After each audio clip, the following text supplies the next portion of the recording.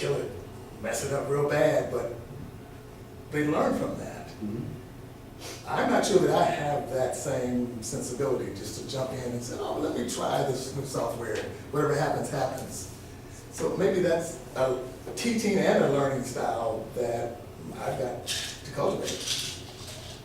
Be able to experiment and even allow my students the opportunity to experiment with something, even if I think I know what the answer is. Instead of guiding them down that path, here, let's explore this, open it up. There are no right and wrong answers. Don't ask me the question, because the question I normally get is, what do I need to do to get a good grade? Okay, and that's not what I want you to learn, is how to get a good grade. I want you to learn and acquire some knowledge and how to use this towards your future and your studies. And wouldn't it be interesting, I think, to also think about technology as a cultural phenomenon in our classrooms?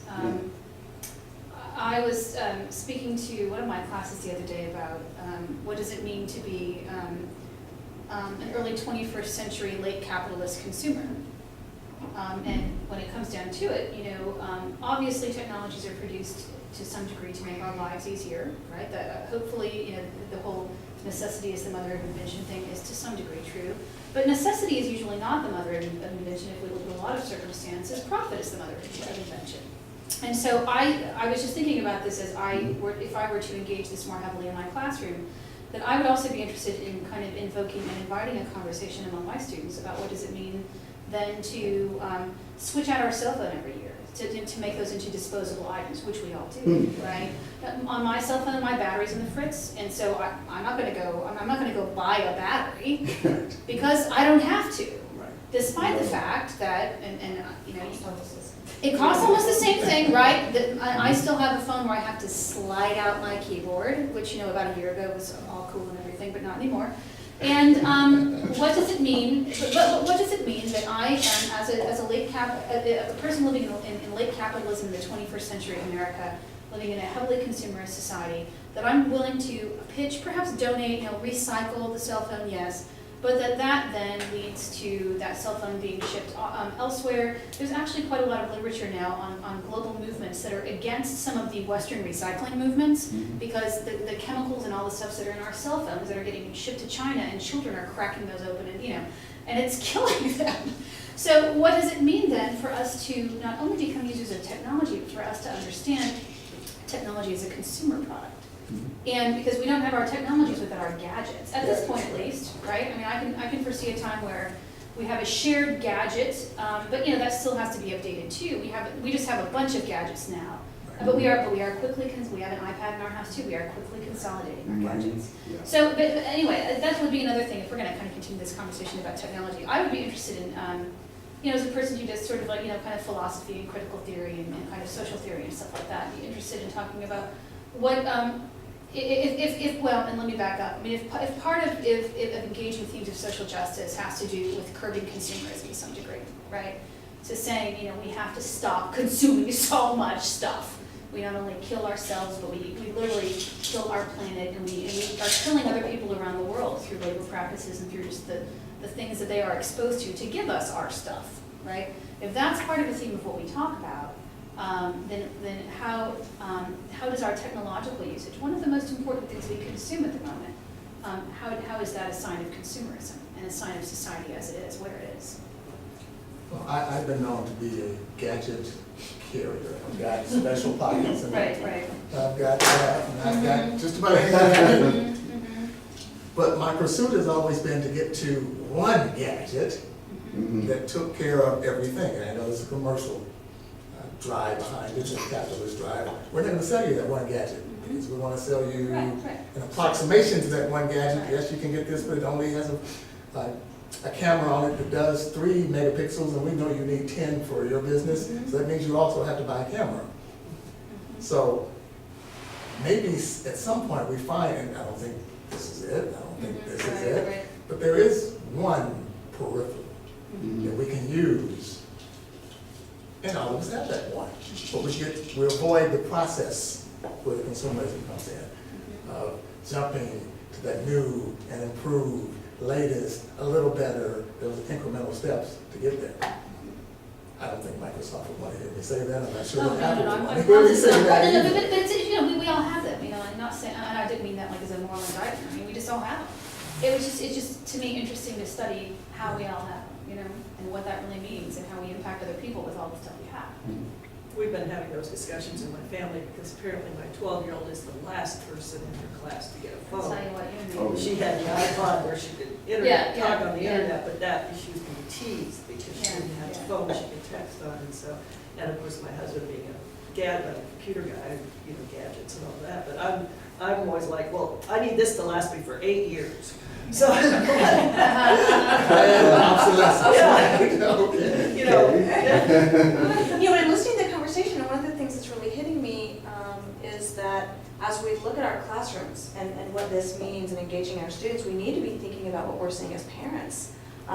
Because we are buying the 7-year-olds and the 12, right? Okay, so who are these people who are coming up? And that almost Yeah. spawns a whole new conversation as to, so what are, you know, I mean, we're saying here, no, I want to do a face-to-face class with you, but here, honey, Here's your iPod. Here's your iPod. And so, Yeah. well, but with that, it's not a bad and a good. It's just, I think this is such a larger picture. It's just an is. Uh-huh, Right, right. and it's not a good or bad, It and is. I would love to see more conversations, or if you all have ideas, because I know people have meetings and things to get to, but please email me or send it through the center or something, you know, do we want to continue on with certain conversations, or are there certain apps you would just like us to email you where you can go grab a couple of those apps so you can play with them and see what they are, or anything of that nature, because the hope is that we'll just keep this conversation going.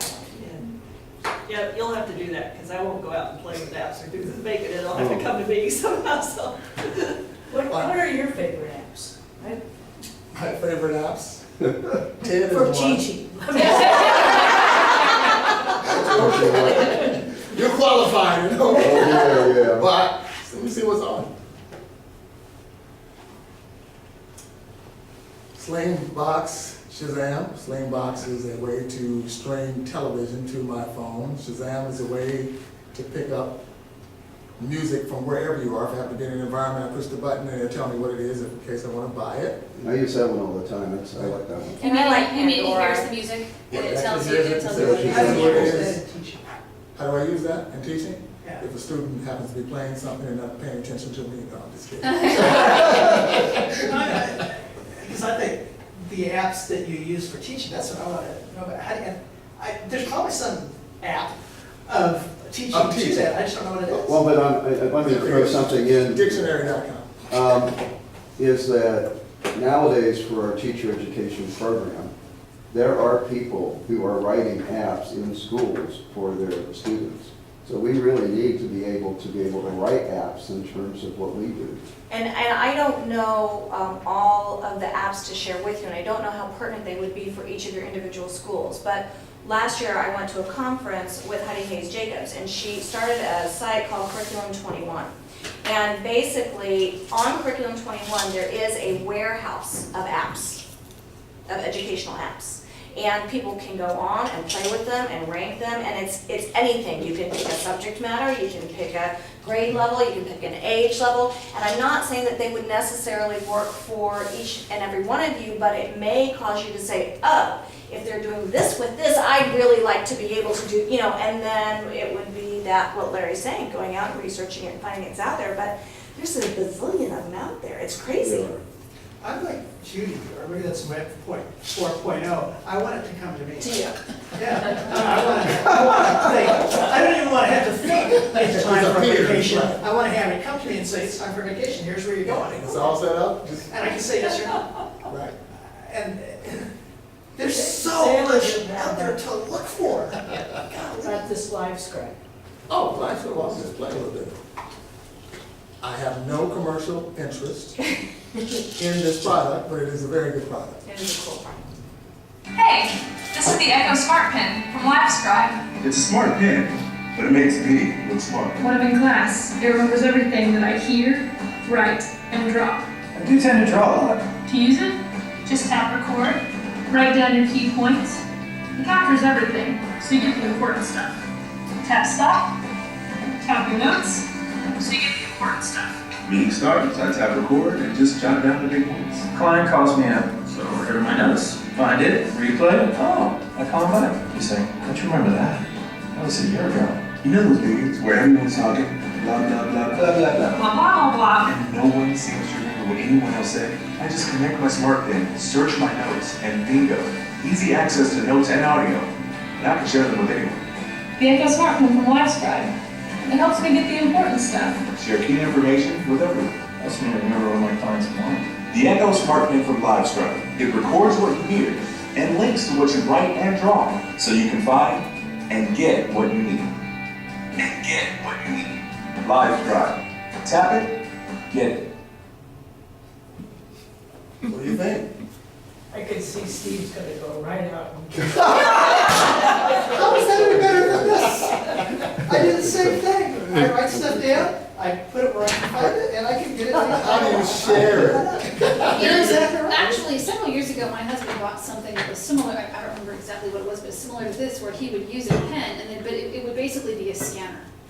So it would scan it into, it would scan it into some sort of like computerized. Something. Right, so that so if he was like sitting in an airport, this was prior to his iPad, and not wanting to hold out his computer, sitting in an airport, he can write stuff down, and the pen would trace, and then scan and transport, and then translate to what he had written over into. But maybe this is why this stuff exists, because it didn't do a very good job. Just like scanners, a few years ago, didn't always do a very good job scanning, and they would translate the material poorly. But he used it all the time.